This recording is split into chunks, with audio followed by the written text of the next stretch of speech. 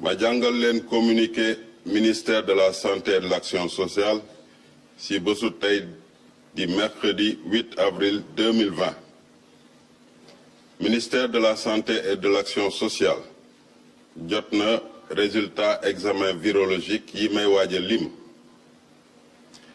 ci téeméer ak juróom-ñetti test yi ñu def juróom-ñaar ñoo ci positif maanaam ñaari cas contact yi jaxasoo ak ñu yore doomu jàngoro bi ak juróomi cas communautaire juróom-ñett si ñi ñu hospitalisé woon wër nañu bésu tey ñi nga xam ne ñoo des ci hôpitaux yi ñu ngi am tan ci bésu tey bi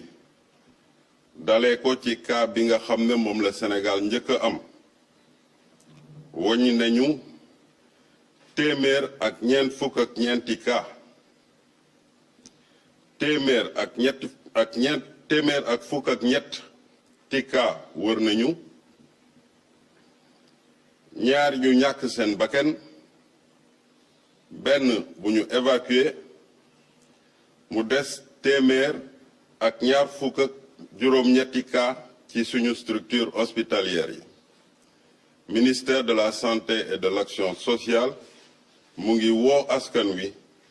ñu sàmmonteeg digle yi nga xam ne moom la ñuy joxle maa ngi leen di gërëm di leen sant wasalaam